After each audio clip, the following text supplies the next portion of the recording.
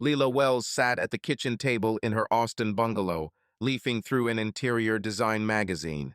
Her long brown hair was pulled back into a messy bun, and a mug of cold coffee sat on the table. Across the table, Caleb, her husband, was finishing his breakfast of avocado toast and egg. Their home, small but cozy, was filled with morning light streaming through the wide windows. Local paintings hung on the walls, and books on art and sports filled the shelves, reflecting their different but harmonious interests. Did you see the wallpaper they used in that loft? Leela turned the magazine toward Caleb, showing him the glossy page. Dark green with gold accents. It looks expensive without being over the top. Caleb, wearing his usual gray school logo t-shirt, glanced at the page and shrugged. Cool, but I wouldn't live in one. Too pretentious, I guess. He took a bite of toast. Give me some brick and some timber, and I'm happy. Leela rolled her eyes, but smiled. You're just boring, Caleb Wells. No imagination. Hey, my imagination is working on the field, he countered with a wink. Next Friday's game plan isn't like putting up wallpaper. We've got to build a defense against their new quarterback. The guy runs like he's got dogs chasing him. Leela laughed, putting the magazine down. Okay, coach, tell me about your quarterback later. I have a client meeting in an hour. They want to redo the entire first floor, and I can already feel them arguing over every light fixture. Caleb finished his coffee and stood up to clear his plate. Good luck with that. If anything happens, call me. I'll come and tell them that a brick wall solves everything. Oh yes, you are quite the interior decorator, Leela teased, standing up and straightening her blouse. By the way, did you pick up the barbecue meat for tomorrow? Already in the fridge, Caleb replied, opening the dishwasher. Ribs, just the way you like them, and I called Nick and his wife, and they promised to bring their famous potato salad. Great, Leela nodded, checking her phone. Tara's coming too, maybe with a new guy. She swears he's not another out-of-work musician. Caleb chuckled as he loaded the plates. Well, if he brings a guitar again and starts singing about a broken heart, I'll throw him out into the field. Let him scream his ballads there. Leela shook her head, but her smile widened. Their morning conversations were always like this, light, teasing, but warm. She walked over to Caleb, hugged him from behind, and rested her chin on his shoulder. You're the best, you know. He turned and kissed her on the top of her head. Just because you feed me avocado. Come on, I'll walk you to the car. It was already hot outside, despite the early morning.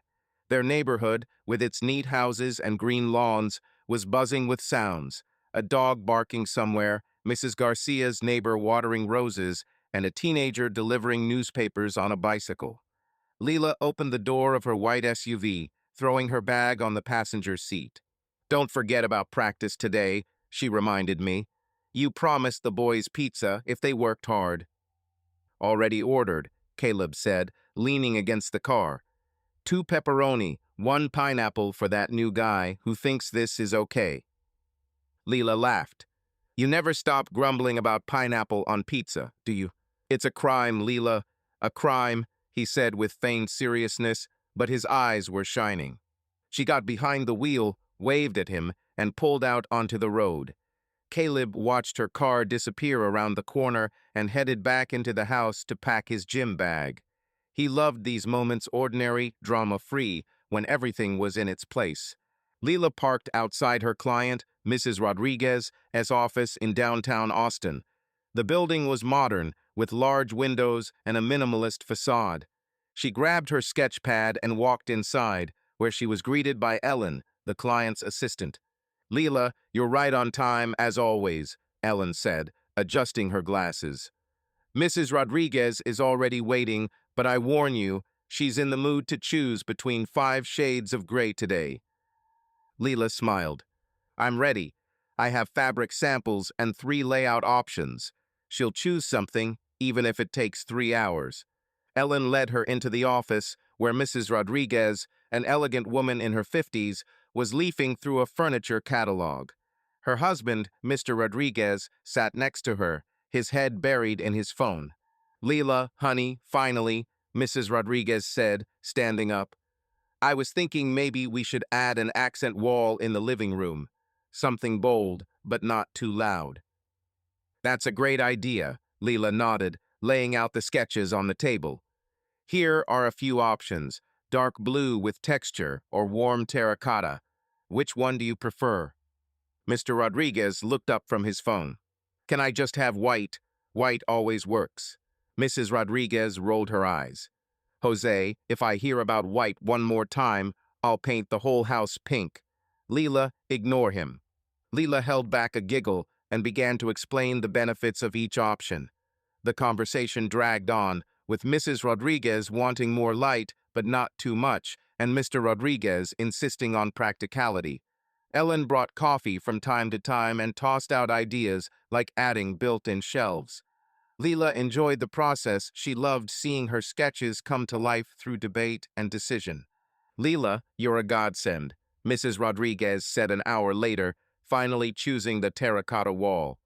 Where do you get your patience? Practice, Leela replied with a smile. Plus, Caleb teaches me how to control myself when his team loses. Oh, your coach? Ellen perked up. Tell me, is he really as strict as they say?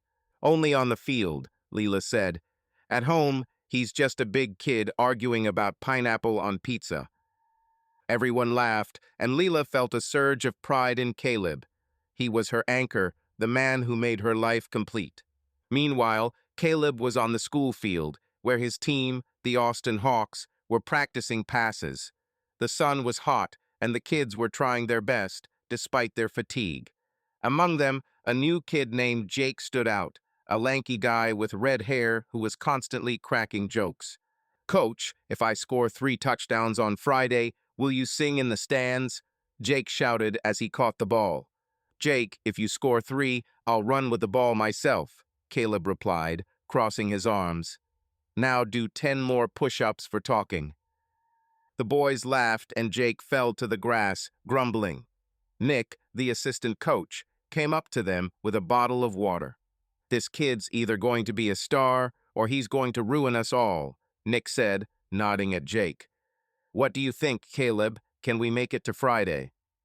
If the defense holds up, then yes, Caleb said, looking at the field. But their quarterback is a problem. We need to rethink the plan. Hey, are you and Leela coming to our party on Saturday? Nick asked. My Carrie's making her own potato salad. It's gonna be awesome. We're planning on it, Caleb nodded.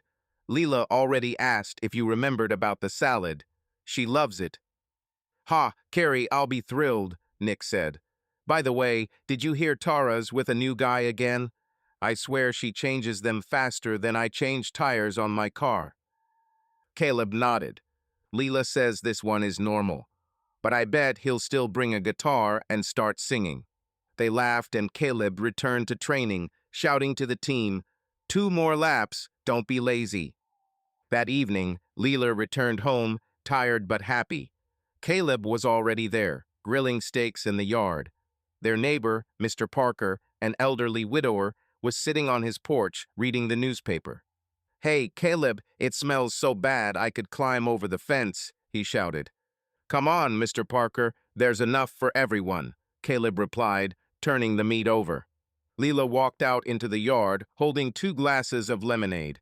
Mr. Parker, don't listen to him, he's just bragging, she said, handing Caleb the lemonade. How's your granddaughter, by the way? Oh, Melissa's coming next week, the old man perked up. She wants me to teach her how to bake my apple pie. She says you can't find anything like it at college. Say hello to her, said Leela, sitting down on a garden chair, and save some of the pie for us. Caleb finished the grill and brought out the steaks. They sat at a table on the porch, enjoying the warm evening. Leela told him about her meeting with a client, and Caleb told him about his workout and Jake's antics. This guy is either going to make us champions or I'm going to quit, Caleb said, cutting off a piece of meat. You won't quit, you love them too much, Leela replied, even when they annoy you.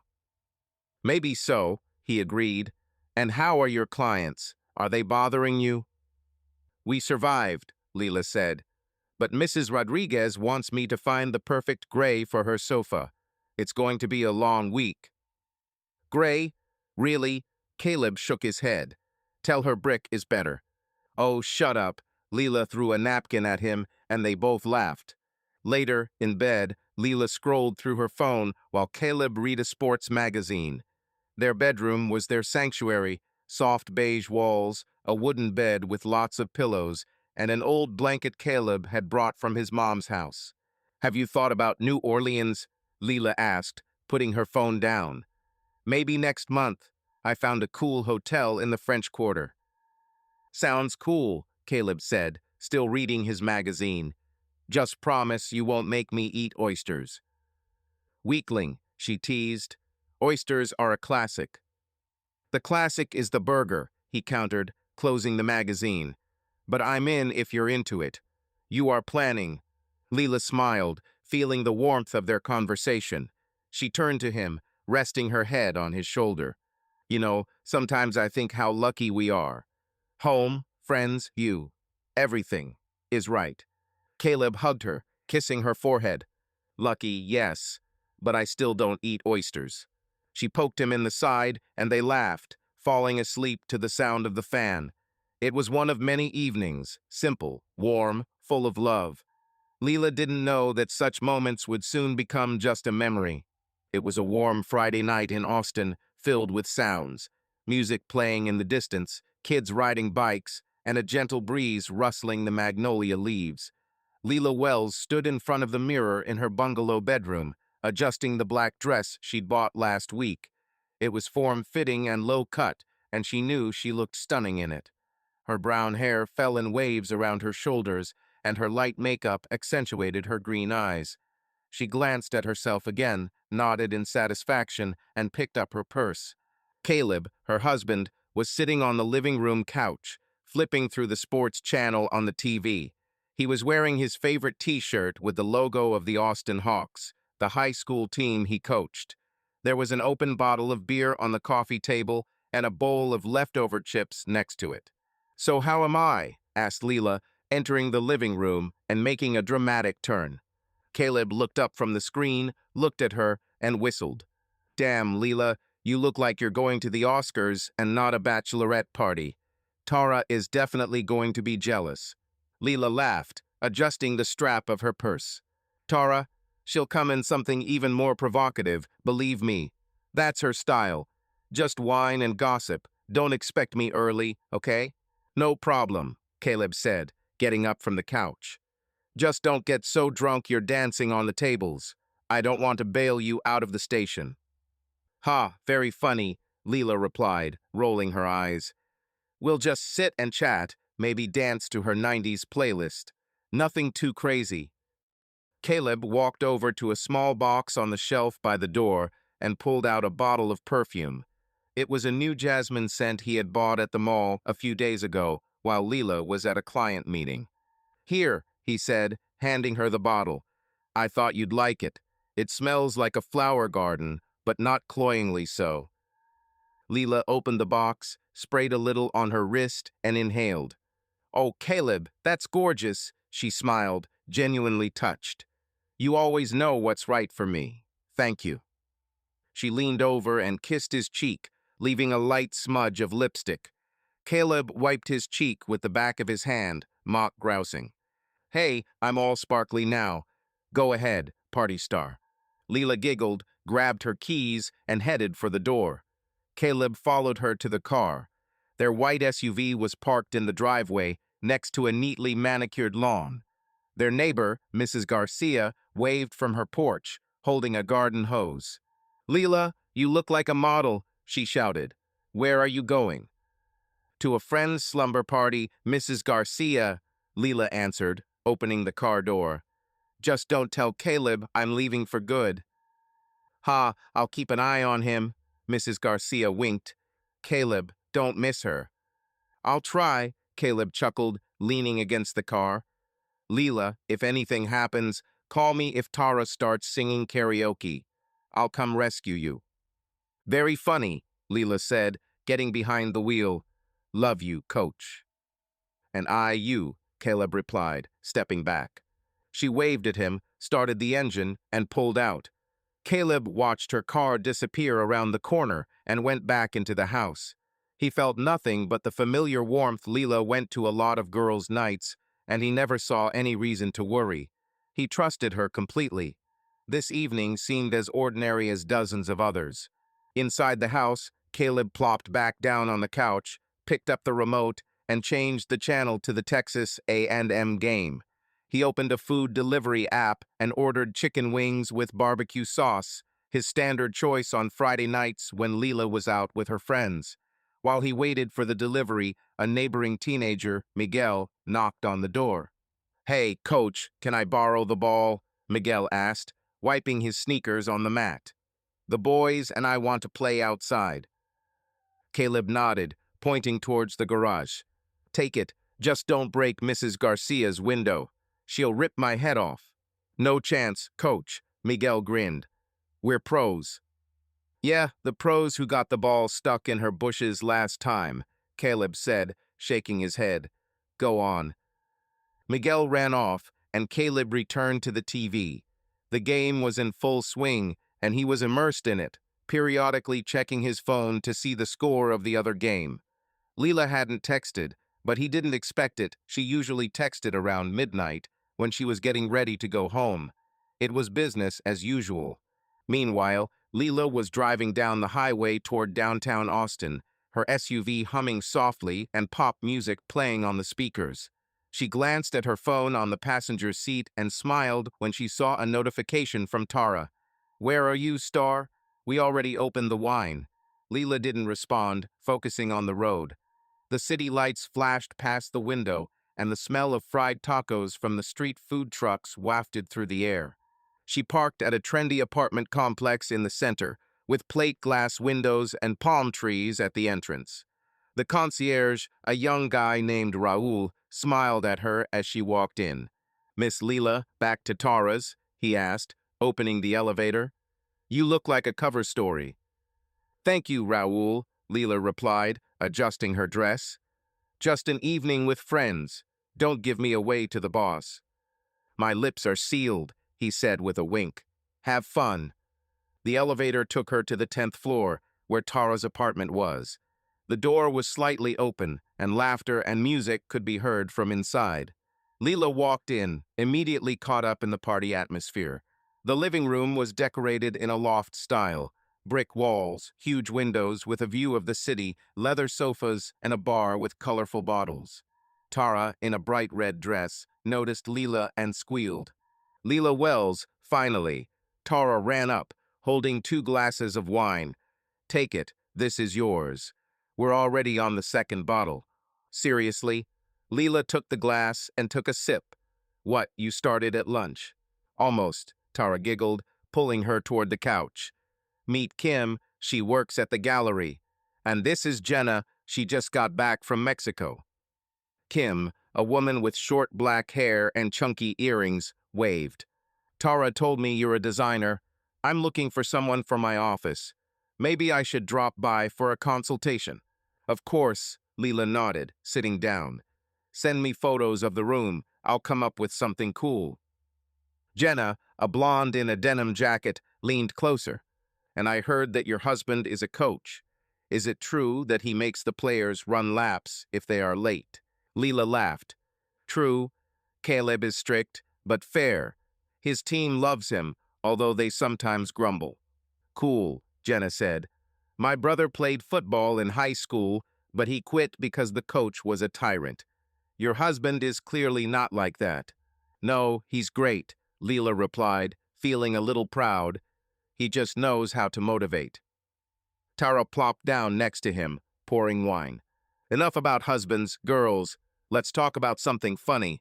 Kim, tell me how you almost bought that awful painting at auction." Kim rolled her eyes. "Oh, don't remind me. I thought it was a masterpiece, but it turned out some students drew it over the weekend. Good thing I was outbid." Everyone laughed, and the conversation swirled around stories, gossip, and plans. Leela relaxed, sipping wine and enjoying the easygoing evening. She chatted with Kim about design trends, with Jenna about Mexican beaches, and with Tara about her new boyfriend, who she said was pretty much perfect. He works in it, Tara boasted. And he doesn't play guitar, Leela, so Caleb won't throw him out of the barbecue. We'll see, Leela said, raising her glass. If he starts talking about blockchain, I'll throw him out myself. The party was picking up speed. Someone turned on dance music, and Tara pulled everyone into the center of the room. Leela danced, laughing as Jenna tried to mimic the moves from an old music video. Her phone was in her purse, and she wasn't thinking about Caleb or what he was doing at home. This was her night free, carefree, full of energy. Back at the bungalow, Caleb got his wings. The delivery guy, a guy in a baseball cap with a delivery logo, handed him a box. "Be careful, they're hot," he said, "and the sauce separately, as you asked." "Thanks, buddy," Caleb replied, handing over the tip. "Have a nice evening."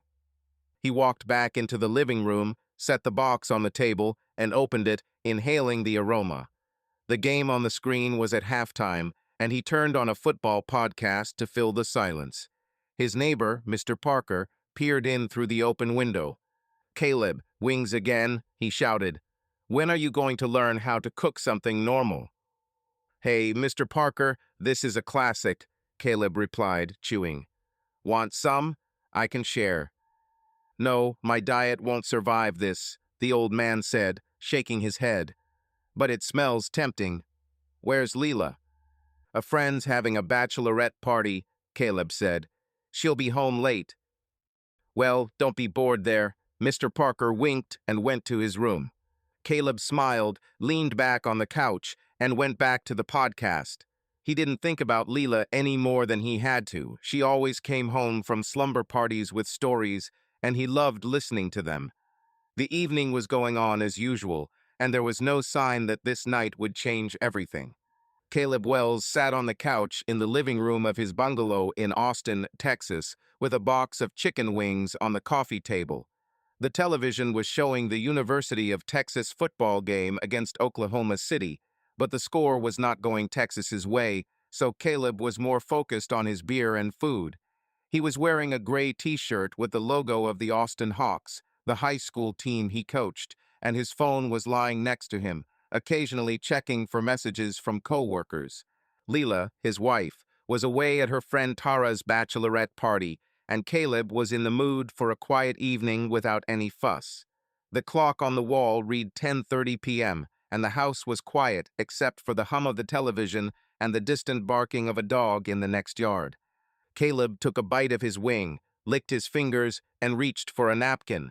He loved nights like this. No practice, no meetings, just him, food, and football. Leela usually texted around midnight to say she'd be home soon, and he didn't expect to hear from her until then. It was business as usual, and that was fine with him. "Come on, guys, get your act together," he muttered, looking at the screen where the Texas quarterback had missed a pass. "This isn't a high school league." He picked up his phone to check the score of another game and noticed his neighbor, Mr. Parker, hovering at the window again, holding a pair of garden shears. "Caleb, are you still eating that crap?" the old man called through the open window. "I thought Leela was making you eat properly." Caleb grinned, raising his wing. "Mr. Parker, this isn't nasty, it's classic. And Leela's away, so I'm in charge of the menu." "Well, don't let her catch you," said Mr. Parker, cutting a branch off a bush. "My Marge used to chase me with a kitchen spoon for that sort of thing." "Don't give me away," Caleb winked. "Want a beer? I've got an extra bottle." "No, thank you, son," the old man replied. "I have to see the doctor tomorrow. They said I should drink less. But hang in there." "Deal," Caleb said, returning to the TV. Mr. Parker went to his room, and Caleb opened another beer. He had just taken a sip when his phone vibrated on the table. Caleb assumed it was Leela or someone on the coaching staff, but he saw a name, Nick Jenkins. Nick was an assistant coach at the school and worked as a photographer for parties, weddings, and fashion events. They weren't close friends, but they sometimes ran into each other for beers after work. Caleb opened the message and froze. It was a photo. It showed Leela, wearing the same black dress she'd worn that day, sitting on the lap of a man in a gray suit. The man was older, with a neat beard and a slight smile. His hand was on Leela's thigh, and she was laughing, her head thrown back. On the table in front of them were two glasses of something sparkling. A second later, a text message came from Nick. "Dude, thought this was a bachelorette party. Sorry about that." Caleb stared at the screen, feeling his insides tighten. His heart was beating faster, but he didn't feel any anger, just a cold, hard realization. He zoomed in on the photo, looking at Leela's face. She looked happy, relaxed, as if this wasn't a chance encounter, but something normal. The man looked at her with confidence, as if he had a right to do so. "What the hell?" Caleb muttered, placing the phone on the table. He leaned back on the couch, staring at the ceiling. His first thought was to call Leela, to ask her what the hell this was, but he stopped himself. Calling now would give her a chance to lie, and he didn't want to listen to excuses. Instead, he stood up, picked up the empty box of chicken wings, and went to the kitchen. Cleaning always helped him collect his thoughts when he was on edge. The kitchen was small, with wooden cabinets and a granite countertop that Leela had spent 2 months choosing. Caleb opened the trash can, threw out the box, and began wiping the counter with a damp cloth. His movements were mechanical, but his mind was spinning. He remembered Leela leaving, her jokes about wine and gossip, his gift of perfume. It all seemed like a joke now. "Hey, coach, are you alive in there?" came a voice from the front door. Caleb turned around to see Miguel, the same teenager who had picked up the ball a few hours earlier, standing in the doorway, a soccer ball under his arm, his sneakers covered in dust. "What are you doing here?" Caleb asked, wiping his hands on a towel. "I thought you and the boys were going to play until nightfall." "Yeah, we're done," Miguel said with a shrug. "Josh went home, said his mom would kill him if he didn't do his homework. Can I get some water?" "Go ahead," Caleb nodded, pointing to the refrigerator. "Just don't drink straight from the pitcher. Leela will kill me for that." Miguel chuckled, opened the refrigerator, and took out a bottle of water. "Mrs. Wells not here today?" he asked, unscrewing the lid. "She usually gives us cookies when we play." "She's at a friend's," Caleb answered shortly, returning to cleaning. "Hen night." "Cool," Miguel said, taking a sip. "My sister goes to these too. Comes back and screams songs all night. Good thing you have your own house." Caleb forced a smile, but his mind was elsewhere. He wiped the counter again, even though it was already clean, and began to stack the dishes in the dishwasher. "Hey, coach," Miguel said, leaning against the counter. "Is it true we're playing those Lake Travis guys on Friday? They're beasts." "True," Caleb replied, not looking up from his dishes. "But we'll make them if you listen and don't talk during training." "We're ready," Miguel said enthusiastically. "Jake said he'd score 3 touchdowns if you sang in the stands." "Jake needs to learn how to catch a ball first," Caleb chuckled. "Okay, go home, or your mom will start grumbling too." Miguel laughed, put the bottle back down, and walked away, shouting, "Calm down, coach." The door slammed, and Caleb was alone. He went back into the living room, picked up his phone, and opened the photo again. Now he looked at the details, the glasses, the table, the background. This wasn't Tara's apartment too fancy, with marble surfaces and crystal chandeliers. Leela had lied, not just about the bachelorette party, but about where she was and who she was with. He sat down on the couch, turning his phone face down. The game was still going on, but Caleb wasn't watching anymore. He thought about how Leela had been acting the last few months. The late arrivals, the new jewelry she called gifts from clients, her evasive answers when he asked about her work. He'd always brushed it off as just her being busy. Things are different now.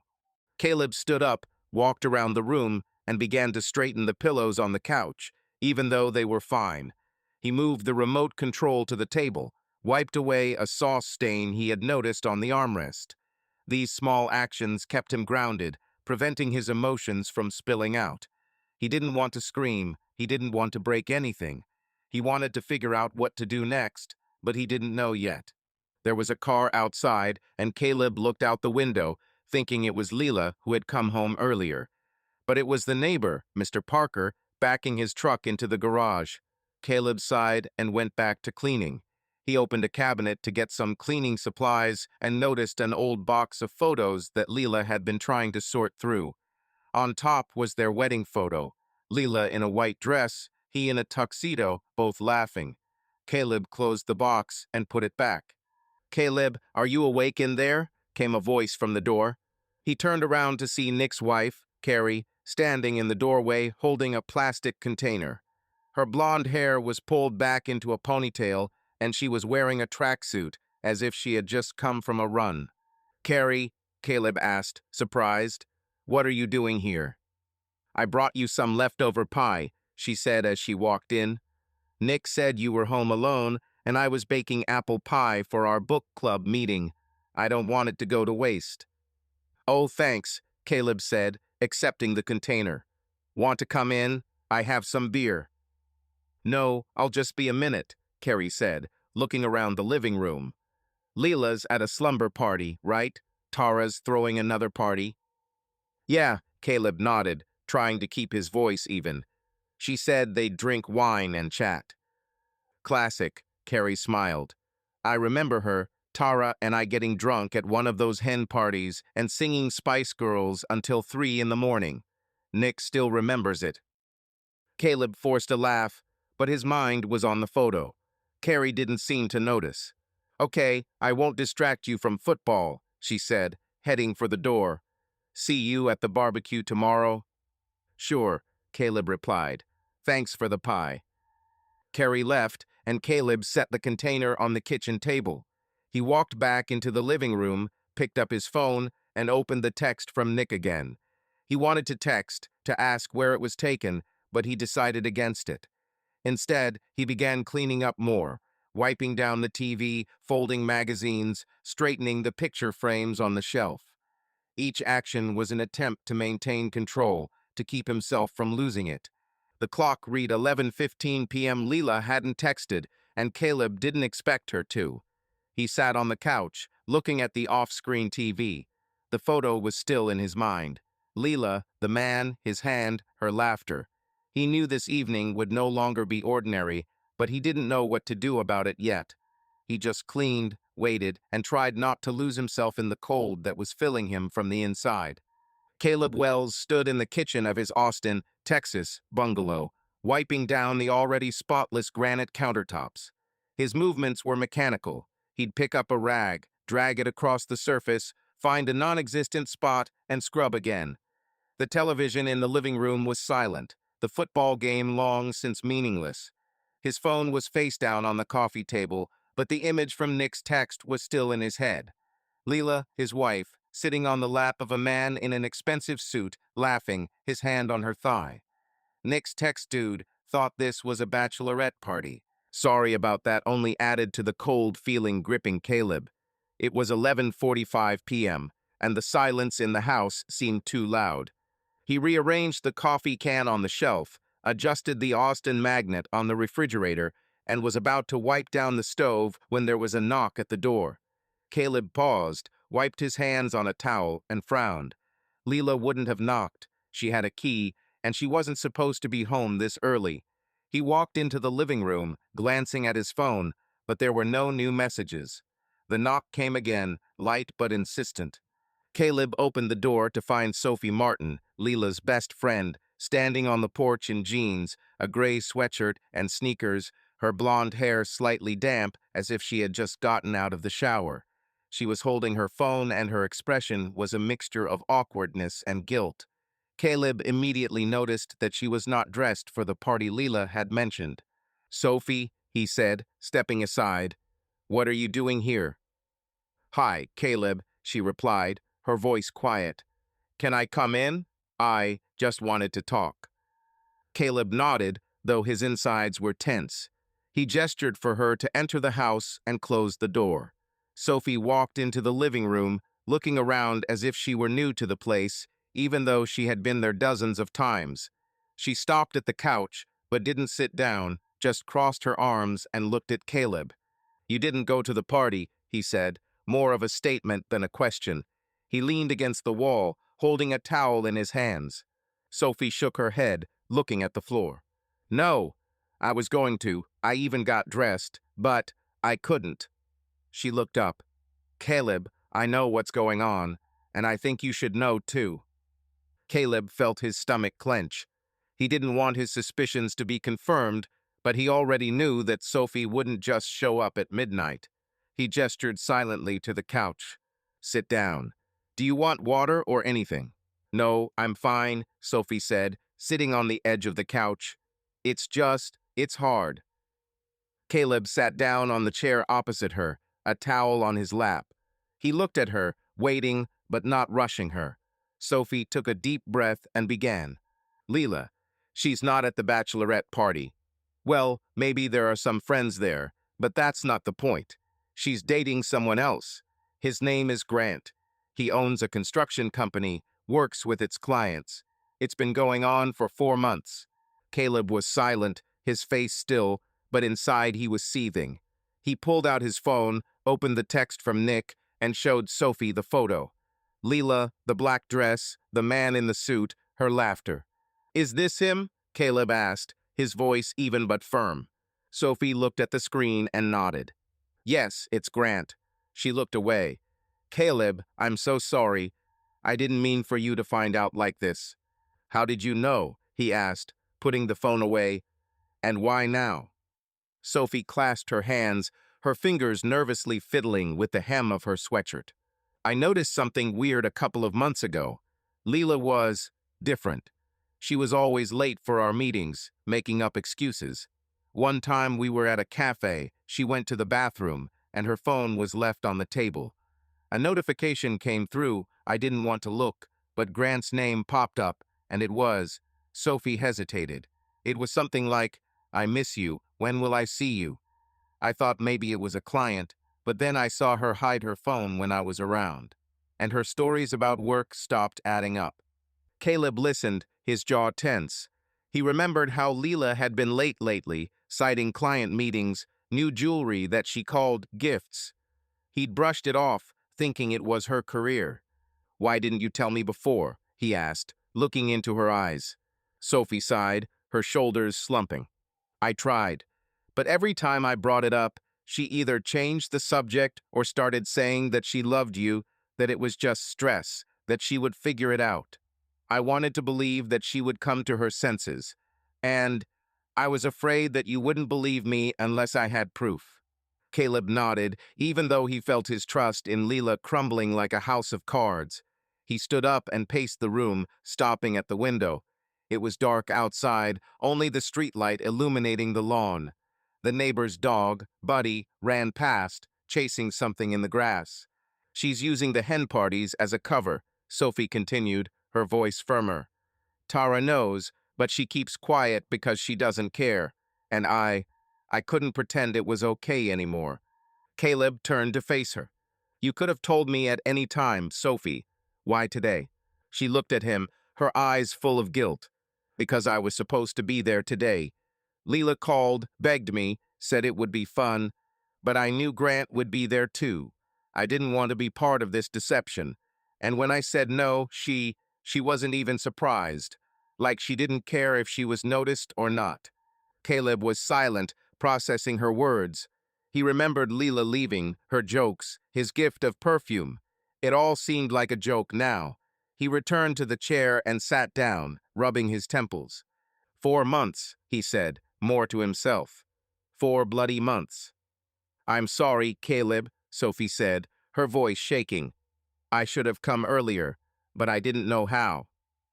You're here, he replied, looking at her. That's something.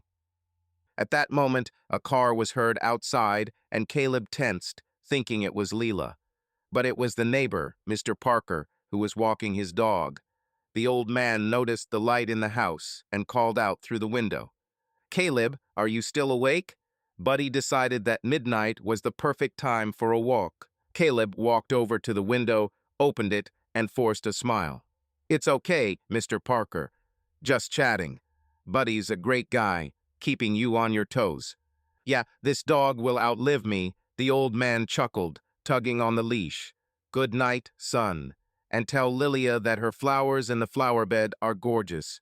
I'll pass it on, Caleb said, closing the window. He turned back to Sophie, who was now standing by the couch, holding the phone. Was it him? She asked, nodding towards the window. Yes, Mr. Parker, Caleb replied. He's always dragging his dog around at night. Sophie smiled, but the smile quickly disappeared. Caleb, I don't know what you're going to do, but I just wanted you to know the truth. Leela is my friend, but what she's doing is wrong. I know, he said, his voice quiet but firm. Thank you for coming. Sophie nodded but didn't move. She looked at him as if she wanted to say something else but changed her mind. Want some coffee? Caleb asked, trying to fill the silence. I'm not sleeping anyway. No, thank you, she replied, but I can sit if you don't mind. Stay, Caleb said, sitting back in his chair. I could use some company. They sat in the living room, the silence between them heavy but not awkward. Outside, Buddy barked at something, and Mr. Parker yelled at him. A light came on in the house next door, and Mrs. Garcia must have woken up from the noise. Caleb looked at the phone, still on the table, and thought about Leela. He didn't know if she would be back today, but he knew their lives would never be the same. Listen, Sophie said, breaking the silence. Remember when we all went to Lake Travis 2 years ago? You taught me how to throw a ball, and Leela laughed at me for being hopeless. Caleb chuckled as he remembered. Yeah, you almost hit me in the head. Hey, it was the wind, Sophie protested, but her eyes warmed. It was a good time. You and Leela were so happy then. Yes, Caleb said, his voice lower. There were. Sophie fell silent, looking at her hands. Caleb stood up, walked to the kitchen, and turned on the kettle, although he had no intention of drinking. He just needed to move. Are you sure you don't want anything? He asked, opening the cupboard with mugs. Okay, give me the water, Sophie said, standing up and walking over to the counter. Do you still have those funny cat mugs? Yeah, Leela loves them, Caleb said, pulling out a mug with a picture of the cat in the hat on it. He poured some water and handed it to her. Here you go. Thank you, Sophie said, taking a sip. Caleb, are you okay? Well, as okay as you can be. He shrugged, leaning against the counter. I don't know. For now, I'm just trying not to go crazy. That's progress, she said, smiling faintly. If anything happens, I'm here. Not as Leela's friend, but as, well, just me. I appreciate it, Caleb replied, looking at her. Really. They went back to the living room, and Sophie began to talk about her job at the ad agency, how her boss made everyone watch his vacation slides. Caleb listened, nodding occasionally, but his mind was elsewhere. He was thinking about Leela, about Grant, about 4 months of lies. But Sophie's presence, her calm voice and honesty, kept him going. The clock struck midnight, and the night was just beginning. The living room of Caleb Wells's bungalow in Austin, Texas, was lit by a soft floor lamp. The clock on the wall read 12:30 am, but neither Caleb nor Sophie Martin, who was sitting on the couch, were in any mood to end the conversation. Caleb, in his gray Austin Hawks t-shirt, held a mug of water, though he wasn't drinking from it. Sophie, in jeans and a sweatshirt, sat with her legs crossed, her blonde hair still slightly damp from her shower. Caleb's phone was face down on the coffee table, with an unread photo from Nick showing Leela, his wife, sitting on the lap of Grant, her lover. Sophie had just told Caleb that Leela had kept the affair a secret for 4 months, using bachelorette parties as cover. The silence in the room was heavy, but the conversation continued, growing more and more revealing. Caleb leaned back on the couch, rubbing his neck. 4 months, he said, looking at the ceiling. She looked me in the eye, made jokes, planned barbecues, and all the while. This, Sophie nodded, her fingers fiddling with the hem of her sweatshirt. I know. I saw her changing, but I didn't want to believe it. I thought maybe it was just a phase, that she loved you and would stop. But then I realized she wasn't going to. Caleb looked at her, his brows furrowing slightly. Did you talk to her about this? Ask her directly. I tried, Sophie said, her voice quiet. A couple of times, but she'd either laugh or start saying it was under control, that it was nothing serious. And then, she hesitated. She started blaming me. In what? Caleb asked, sitting up straighter.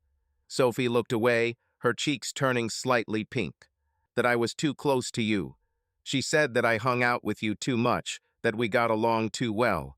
Once, after dinner at your place, she said that I was too interested in you. I almost choked on my wine. Caleb chuckled, but there was no humor in his voice. Seriously, she's cheating on me and accuses you of. What? Flirting with me? Well, sort of, Sophie said with a shrug. I told her she was talking nonsense, that we were just friends. But now I think she was just trying to shift the blame, to keep me out of her business. Caleb shook his head, his jaw tensing. This is just unbelievable. She lies to my face and then decides that you're the problem. Cool. Sophie looked at him, her eyes full of sympathy. Caleb, I didn't mean for things to turn out this way. I should have told you sooner, but I was afraid, not just for Leela, but for you too. I didn't know how you'd take it. I accept, he said, his voice firm. I'm not saying I'm having fun, but I accept. They fell silent, and the silence was broken by the barking of Mr. Parker's dog, Buddy, outside. Caleb stood up, went to the window, and looked out. The old man was walking the dog again, muttering something about the late hour. Caleb closed the window to block out the noise and returned to the couch. Want some more water? He asked, pointing to her empty mug with the cat in the hat on it. No, I'm fine, Sophie said, but her voice was shaking. She looked at Caleb, her eyes serious. Caleb, can I tell you something? It's personal. He nodded, sitting closer. Speak. After all this, I'm ready for anything. Sophie took a deep breath, her fingers gripping the edge of the sofa. I always thought you deserved more. Not that Leela was bad, but she didn't appreciate you. I saw how hard you tried for her, for the house, for your team. And it was like she was always looking for something else. And I hated seeing that. Caleb looked at her, his face softening. Do you really think so? Yeah, Sophie said, her voice firmer.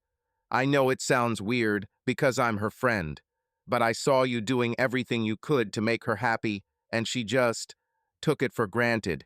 And when I found out about Grant, I was furious. Not just for me, but for you too. Caleb was silent, processing her words. He remembered how Leela had become increasingly distant in recent months. Less talk about work, less laughing at his jokes, more outings in the evenings. He had assumed it was because of her career, but now it seemed different. You know, he said finally, I always thought we were a team, that we were building something together, but it seems like I was building it alone. Sophie leaned closer, her hand touching his elbow. You're not alone, Caleb. You've never been alone. It's just, she made you feel this way. Her touch was light, but Caleb felt a warmth that contrasted with the cold inside. He looked at her, and for the first time that evening their gaze lingered longer than necessary. Sophie did not look away, her face open, honest. Sophie, he began, his voice lower. Why did you stay? You could have just texted me or called me. But you came. She swallowed, her fingers still on his hand. Because I couldn't do otherwise. I saw how you looked at her, how you tried, and I couldn't leave you alone with this. You don't deserve this. Caleb felt something shift inside him.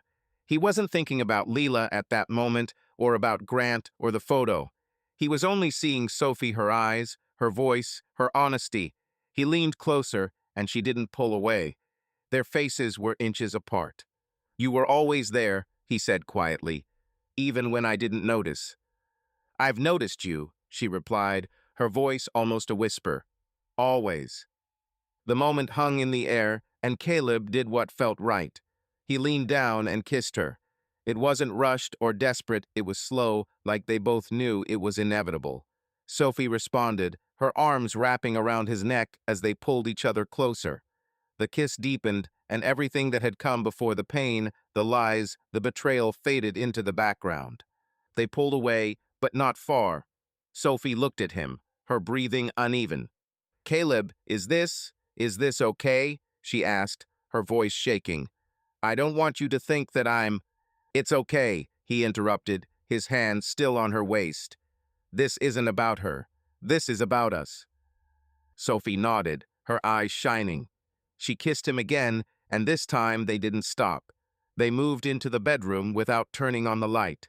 Clothes fell to the floor, but it wasn't rushed or chaotic. Every movement was deliberate, as if they were both acknowledging something they had been hiding for too long. They lay down on the bed, and the night became their sanctuary, a place where there were no lies, only truth. A few hours later, as the first rays of light began to filter through the curtains, Caleb and Sophie lay under the covers, her head resting on his chest. They weren't sleeping, just talking, their voices quiet but open. "Have you ever thought about it?" Sophie asked, her fingers drawing circles on his arm. "About us?" Caleb looked up at the ceiling, lost in thought. "Honestly? No, not like that. You were Leela's friend, part of our lives. But I always felt like it was easy with you, like I didn't have to pretend."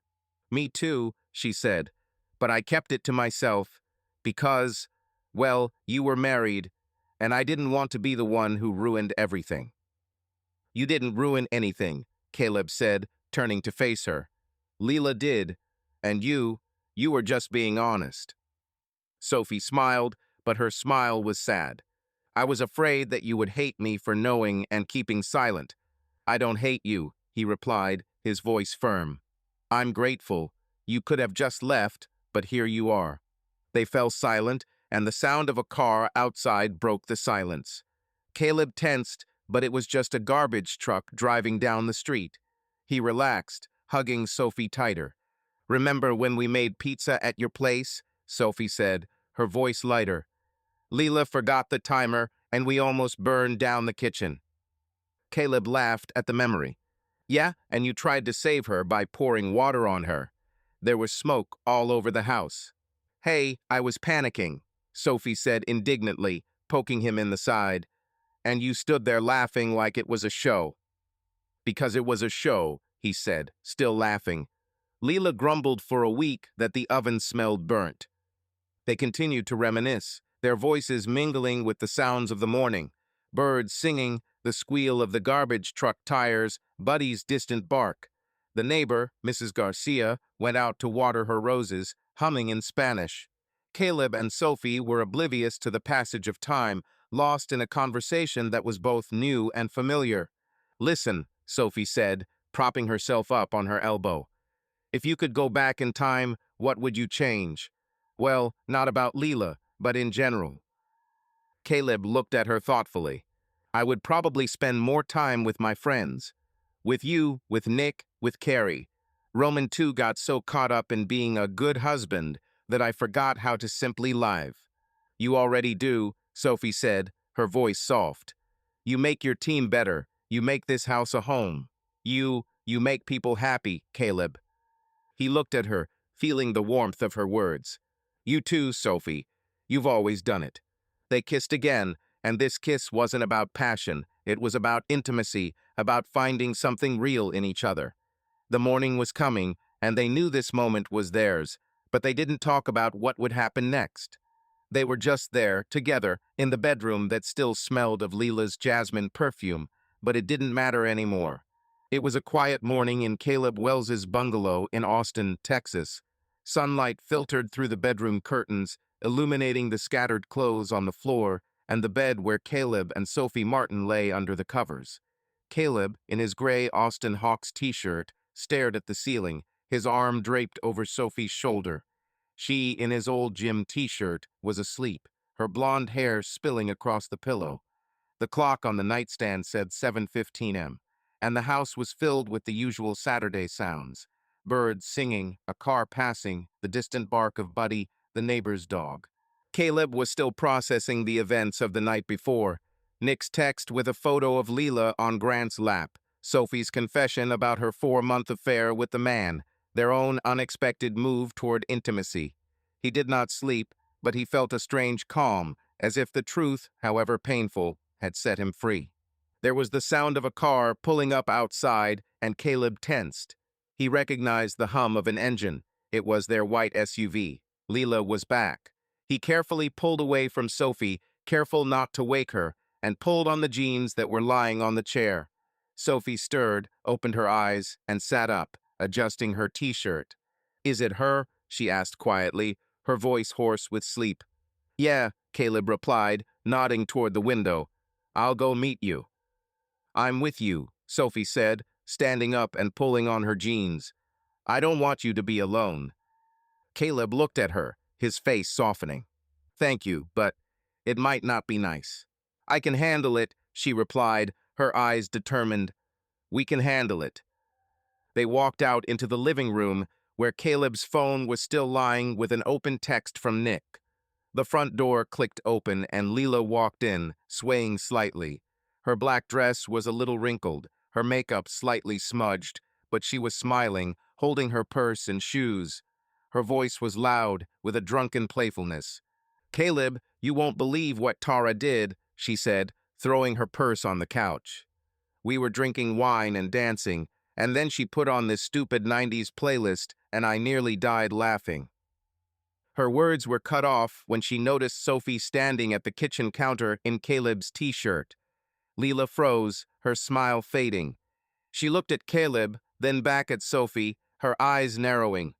"What the hell?" she said, her voice sharp. "Sophie, what are you doing here? And why are you wearing his clothes?" Caleb stepped forward, his arms crossed over his chest. "Leela, calm down. We need to talk." "Calm down." Leela laughed, but it was a nervous laugh. "My best friend is standing in my house, wearing your shirt, and you're telling me to calm down. Did you sleep together?" Sophie lifted her chin, her voice even. "Leela, it's not what you think. But let's talk about you first. Where were you really?"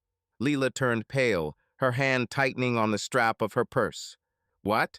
I was with Tara, you know. It was a bachelorette party." She turned to Caleb. "Do you believe her more than me?" Caleb pulled out his phone, opened the photo from Nick, and showed it to her. On the screen, she was sitting on the lap of a man in a gray suit, his hand on her hip, champagne glasses on the table. Leela looked at the photo, her eyes widened, but she quickly composed herself. "It didn't mean anything," she said, her voice higher than usual. "It was just some guy at a party. We were just joking, Caleb. You don't think I've stopped pretending to believe you," Caleb interrupted, his voice calm but firm. "You said it was a bachelorette party, and then I get this. And Sophie says you've been dating this Grant guy for 4 months. Leela turned to Sophie, her face contorted with anger. You told him? You're my friend, Sophie. How could you?" Sophie stepped forward, her hands clenched into fists. "I was your friend, Leela. But you used me, our friendship, as an alibi. You lied to me, you lied to Caleb, you lied to everyone. I'm tired of covering for you." "Cover up?" Leela almost screamed. "I didn't ask you to cover up anything. It was just flirting, nothing serious. And you sleep with my husband and dare to accuse me." Caleb raised his hand, his voice growing louder. "Stop it, Leela. This isn't about Sophie. This is about you.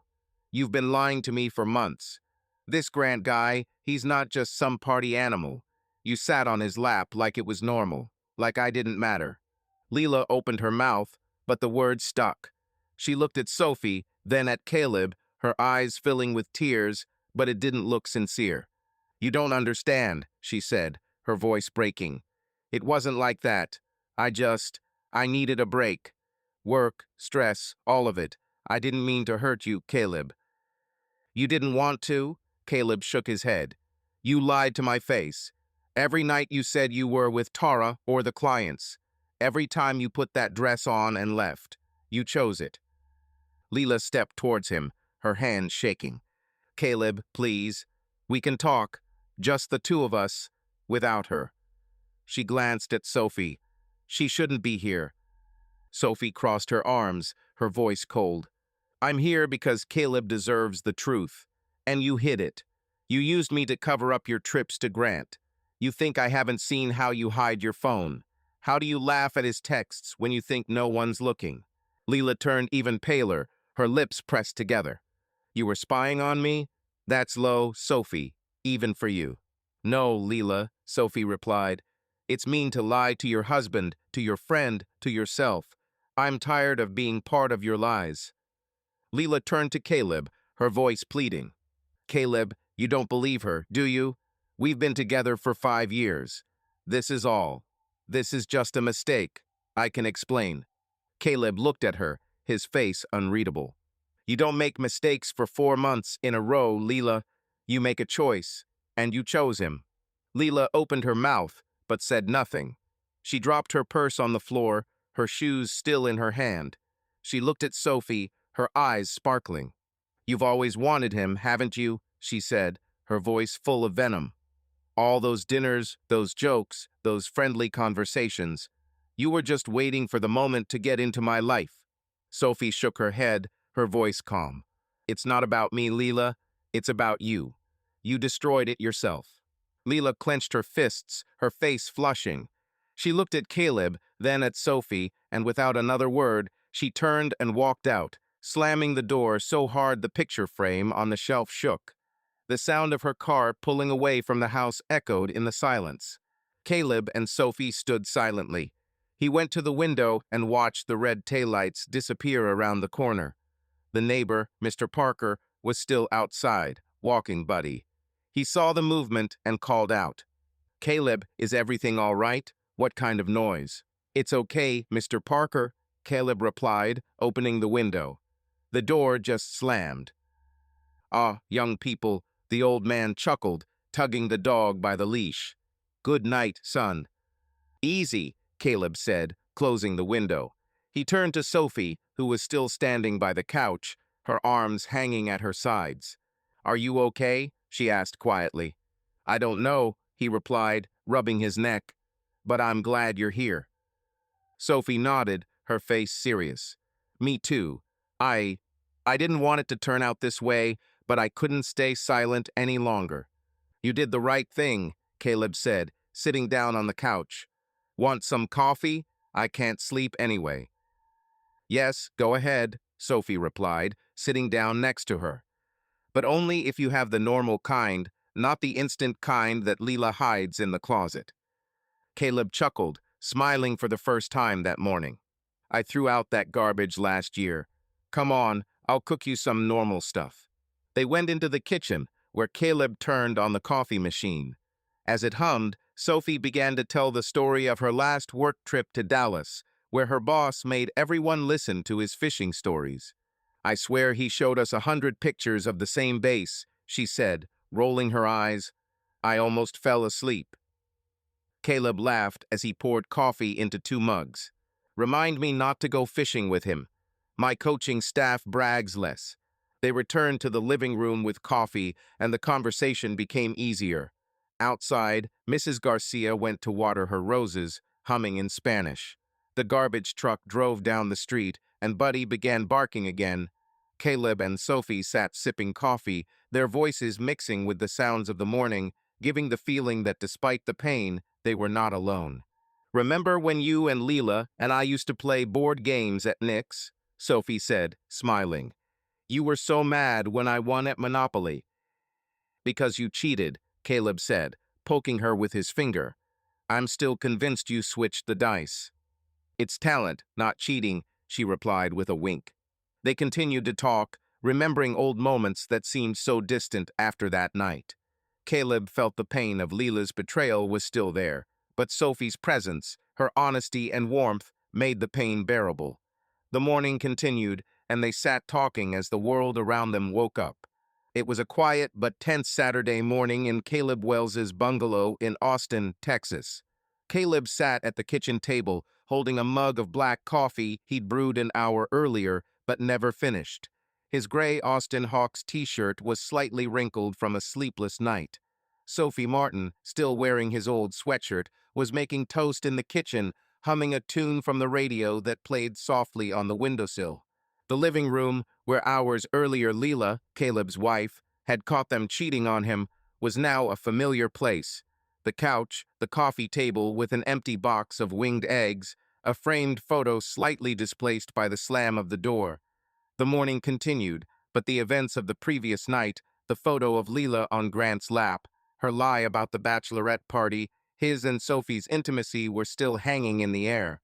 Caleb looked out the window at his neighbor, Mrs. Garcia, watering her roses, while her 8-year-old granddaughter, Luna, ran around the lawn with a toy watering can. He tried to comprehend how his marriage, which he had thought was solid, had fallen apart overnight. He remembered how Leela had begun to change a year ago, coming home late, citing client meetings, answering questions evasively, wearing new earrings and bracelets that she called gifts from clients. Caleb had dismissed it then, thinking it was her career, her success. Now he saw that he had been ignoring the obvious.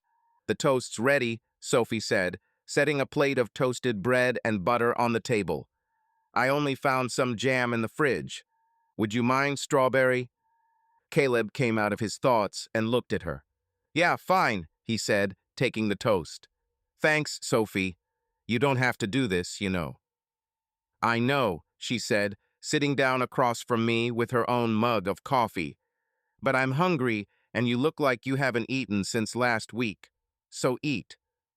Caleb chuckled, took a bite of toast, and shrugged. "I'm fine. Just trying to figure out how I missed all of this." Sophie nodded, her blonde hair falling over her face, and she tucked it behind her ear. "You didn't miss it. Leela hid it well. She's a master at making up stories. I believed half of her excuses myself until I saw her phone." Caleb looked at her, his eyebrows raised. "Do you really think she planned this for that long? I mean, 4 months is not an accident." "It wasn't an accident," Sophie agreed, stirring sugar into her coffee. "She knew what she was doing. I saw her change. New dresses, perfume you didn't buy her. She even stopped asking me for coffee unless she was sure I wouldn't ask questions." Caleb shook his head, his fingers tightening around his mug. "I blamed myself, you know. I thought maybe I was too busy training, or not making time for her, or, shit, I don't know. Maybe I'm just not the one she wanted." Sophie leaned closer, her voice firm. "Caleb, this isn't about you. You did everything: the house, the barbecue, that perfume of hers. She chose it herself. Don't blame yourself for her decisions." He looked at her, his eyes softening. "Do you always speak so directly?" "Only when necessary," she replied with a slight smile. "Eat your toast, or I'll make you eat all the jam." Caleb laughed, the first real laugh he'd heard all morning. He took another bite, but his thoughts had returned to Leela. He remembered her planning their trip to New Orleans, sitting at this same table, scrolling through hotel websites. She'd seemed the same then, cheerful, loving. Now he wondered when she'd started lying. There was a knock outside, and Caleb tensed, thinking Leela had returned. But it was Miguel, the neighboring teenager who had taken the ball yesterday. He was standing at the door, holding a soccer ball and a bottle of water. "Hey, coach," he called through the open door. "Can I come in? I brought the ball back." "Come in," Caleb said, standing up and opening the door wider. "Have you been playing again?" "Yeah, this morning," Miguel grinned as he walked into the living room. "Josh and I decided to practice before school. He thinks he can throw better than me." "Josh," Caleb chuckled. "He can't catch a ball yet, let alone throw it. Put the ball in the garage, okay?" "No problem," Miguel said, but stopped when he noticed Sophie. "Oh, Miss Sophie, are you there? Where's Mrs. Wells?" Caleb and Sophie exchanged glances. Caleb responded first. "She's out on business," he said, trying to keep his voice even. "Sophie just came in for coffee." "Cool," Miguel said, oblivious to the tension. "Miss Sophie, are you coming to the barbecue tonight? Coach promised ribs." "We'll see," Sophie replied, smiling, "if Caleb doesn't burn them like last time." "Hey, it was the coal, not me," Caleb protested, and Miguel laughed. "Okay, I'm going to the garage," the teenager said, running away. "Don't forget the ribs, coach." The door slammed and Caleb returned to the table. Sophie was finishing her coffee, her face thoughtful. "He's a good guy," she said. "He reminds me of you, always with the ball." "Yeah," Caleb nodded. "He just hasn't learned to keep his mouth shut yet." They fell silent, and Caleb's thoughts returned. He stood up, walked around the kitchen, and opened the cabinet where he kept his old things. Among the boxes of dishes and old magazines, he found Leela's notebook, the small leather one she used for planning. He opened it and saw notes about their canceled trip to New Orleans. Names of hotels, restaurants, even a list of places to walk. On the last page, she had written a note, "Buy a new dress for dinner." Caleb remembered her showing him the black dress she had worn the night before. He closed the notebook and put it back. "Found something?" Sophie asked, noticing his movement. "Her old address book," Caleb said, sitting up. "Vacation plans. We were going to New Orleans. I thought it meant something." Sophie looked at him, her voice soft. "Maybe that's what it meant then. But people change, Caleb." She changed. He nodded, but Sophie's words did not ease the pain. He remembered Leela coming home with new jewelry, gold earrings, a thin bracelet, a ring with a small stone. "A gift from a client," she would say, and he believed her. Now he saw that they were not clients. His phone vibrated on the table, and Caleb jumped. It was a text from Leela. "Caleb, I'll explain. This isn't what you think. Please talk to me." He showed the screen to Sophie, who shook her head. "She's already started," she said. "She'll write, call, send things. She did that when I tried to talk to her about Grant. She promised to fix everything, but she didn't change anything." "I'm not answering," Caleb said, putting the phone away. "Not now." "Right," Sophie nodded. "You need time, and we need to figure out what we're doing." Caleb looked at her, his eyebrows raised. "Are you talking about us?" "Yeah," she said, her cheeks turning pink. "I don't want this to be, well, just a reaction. You're important to me, Caleb. Not as Leela's friend, but as you." He smiled, feeling warm for the first time that morning. "You're important too, Sophie. But let's not rush this. I don't want this to be out of anger or pain. I want this to be real." "I agree," she said, her voice firm. "We'll figure it out, together." There was a lawn mower outside, and Caleb looked out the window. It was Mr. Parker, who had decided to mow the lawn at 7 in the morning. His dog, Buddy, was running alongside, barking at a butterfly. Caleb shook his head. "That old man never sleeps," he said, standing up. "I'll go tell him he's waking up the whole neighborhood." "Let him live," Sophie laughed. "Maybe he wants to win the best lawn prize." Caleb opened the window and shouted, "Mr. Parker, are you trying to wake us all up?" "Caleb, it's morning for work," the old man replied, still mowing. "Buddy approves, don't you, boy?" Buddy barked, and Caleb closed the window, smiling. "He's hopeless," he said, returning to the table. "Just like you and your wings," Sophie teased, biting into her toast. They continued talking, and soon a delivery van pulled up to the house. It was Carrie, Nick's wife, with a bag of fresh buns. "Caleb, Sophie," she called, entering without knocking. "I was baking for the book club, but I overdid it. Take them while they're warm." "Carrie, you're an angel," Sophie said, taking a bun. "How do you manage to bake at 7 in the morning?" "Habit," Carrie said, sitting down at the table. "Nick was snoring. I wasn't sleeping, so I figured. What's wrong with you? You look like you haven't slept all night." Caleb and Sophie exchanged glances, but said nothing. Caleb took the bun and nodded. "Just chatting," he said. "Thanks for that. Want some coffee?" "I wouldn't mind," Carrie replied, looking around the kitchen. "Where's Leela?" "She's usually here.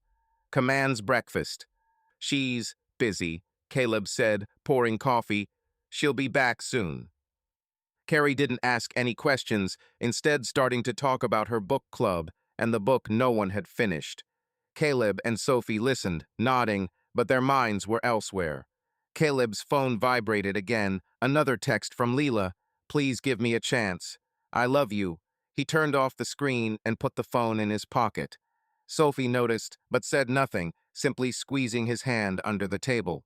The morning continued, filled with conversation, the smell of coffee, and the sounds of the neighborhood. Caleb knew the pain of Leela's betrayal was still there, but Sophie's presence, her support, and their shared honesty gave him strength. They decided to take things slow, but they knew something had changed between them forever. It had been 3 weeks since the night Caleb Wells learned of his wife, Leela's betrayal.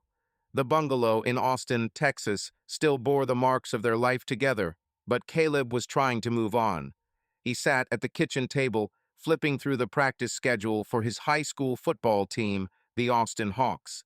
His gray team t-shirt was slightly stained with paint the day before. He and Sophie Martin, his girlfriend, and now more than that, had started repainting the living room a light beige. Sophie was at work at her advertising agency, and Caleb was getting ready for practice, but his thoughts kept returning to Leela.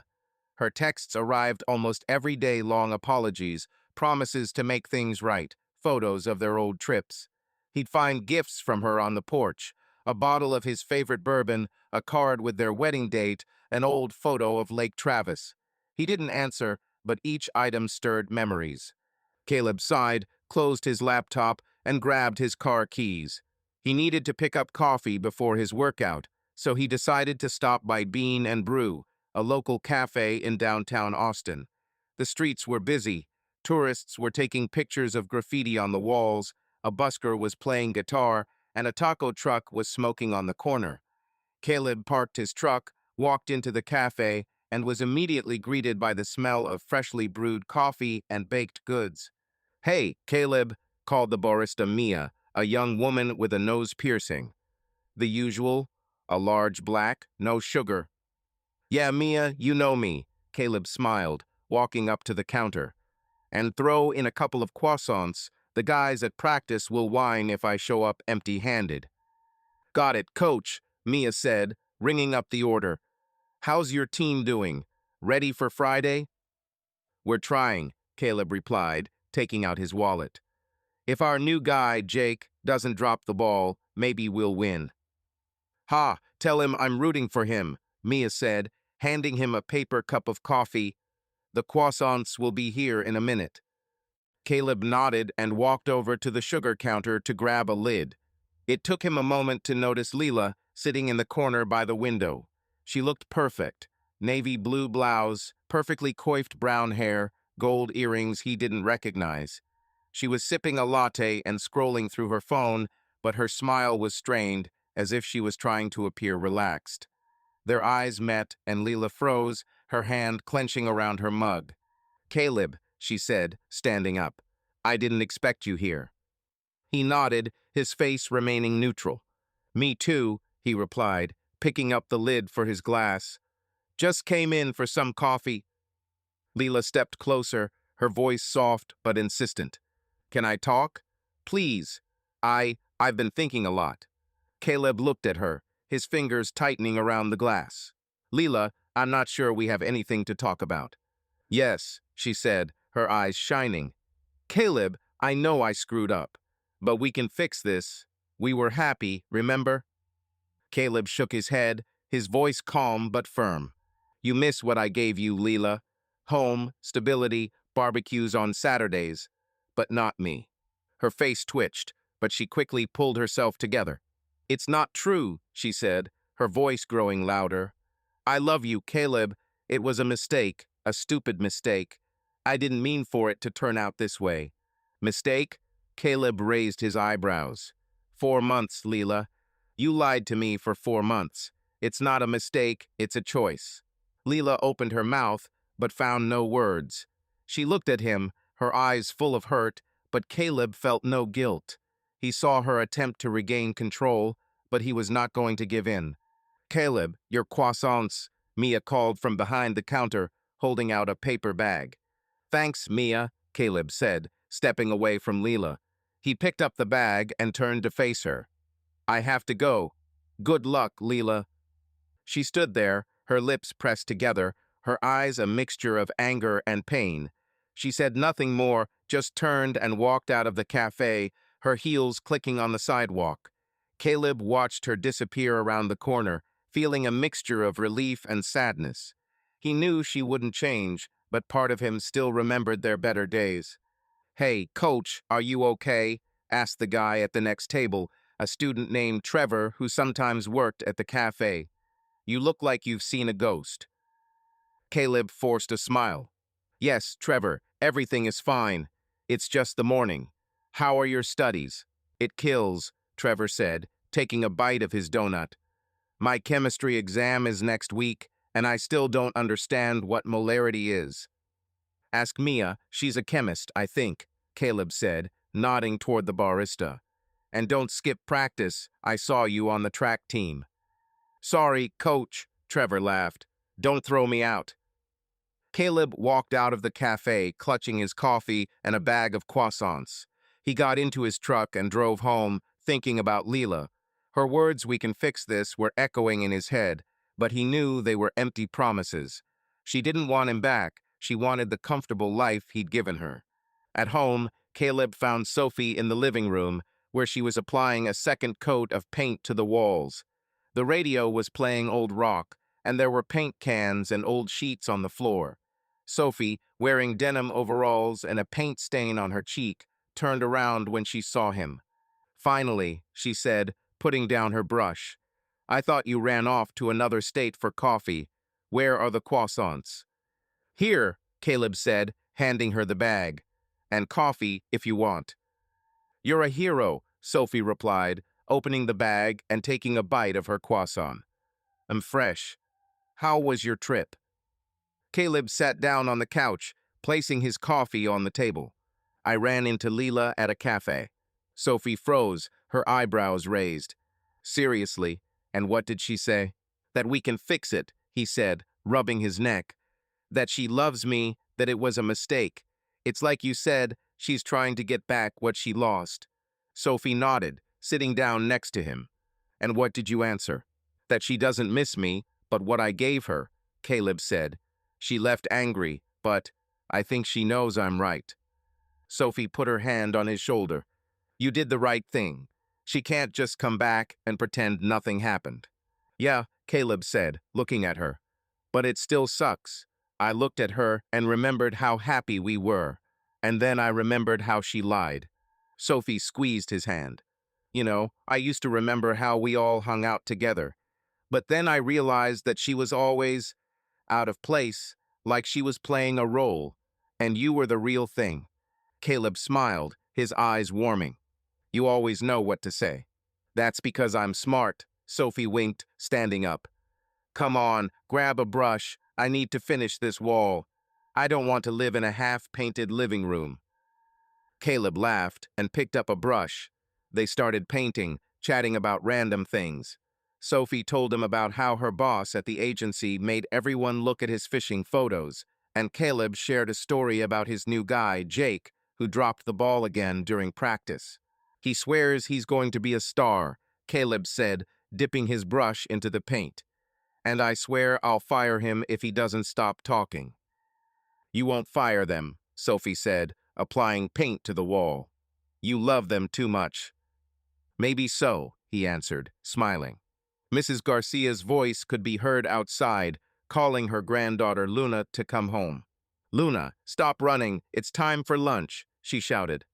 "5 more minutes," the girl answered, her voice ringing. Caleb and Sophie looked at each other, laughing. "She's as stubborn as you are," Sophie said. "Hey, I'm not stubborn, I'm goal-oriented," Caleb countered, splashing paint in her direction. "Oh, it's war," Sophie said, splashing back. They continued painting, laughing and teasing each other. Later, Miguel, a teenager from the neighborhood, came in with a soccer ball. "Coach, are you painting?" he asked, peering into the living room. "It looks great. Can I help?" "As long as you don't smear paint all over the floor," Caleb said. "You better go practice. Your throw's still a bit shaky." "Tough," Miguel chuckled. "Miss Sophie, is he always this strict?" "Worse," Sophie replied with a wink, "but I keep him in check." Miguel laughed and left, and Caleb and Sophie continued working. That evening, they sat down to dinner a simple spaghetti with sauce that Sophie had cooked while Caleb finished the wall. At the table, they talked about the past. Caleb told how he had dreamed of becoming a professional football player as a child, but a knee injury in college changed everything. I was crushed, he said, twirling spaghetti around his fork. But then I realized coaching was my thing. Seeing the kids grow up was better than playing by myself. Sophie nodded, her eyes thoughtful. I had a dream too. I wanted to become an artist, to paint huge canvases. But then I went into advertising because, well, I had to pay the rent. You can still draw, Caleb said. I've seen your sketches, they're cool. Maybe someday, she answered, smiling. But you know, I was afraid of something else. I was afraid that I would always be second. First, Leela's friend then. Well, you get the idea. Caleb looked at her, his voice becoming serious. You're not the second one, Sophie. You're real, and I can see it. She squeezed his hand, her smile warm. Thank you, Caleb. That means a lot. They finished dinner, cleared away the dishes, and sat on the couch, looking at the freshly painted wall. Outside, Mrs. Garcia was still talking to Luna, and music was playing somewhere in the distance. Caleb Wells stood on a high school football field in Austin, Texas, watching his team, the Austin Hawks, practice passes. It was a Tuesday morning, and the air was warm, with the faint scent of freshly cut grass. Caleb, wearing his usual gray team t-shirt and baseball cap, held up a clipboard with his workout plan. It had been more than a month since the night he found out his wife, Leela, had cheated on him with Grant, the owner of a construction company. His life had changed since then. Sophie Martin, Leela's best friend, had become his rock, and they were building something new, though they hadn't yet given it a name. At home, they had repainted the living room, removing traces of the past, but Leela hadn't disappeared entirely. Her messages, gifts, and attempts to win him back kept coming. Caleb tried not to think about it, focusing on work and Sophie, but her presence was still there. Hey, Jake, hold on to the ball, Caleb yelled at the new teammate, a lanky redhead who nearly dropped the pass. You're not playing basketball. Yeah, got it, coach, Jake replied, grinning. It's the wind's fault. The wind, of course, Caleb chuckled, shaking his head. 10 more push-ups for talking. The boys on the field laughed, and Jake fell to the grass, grumbling.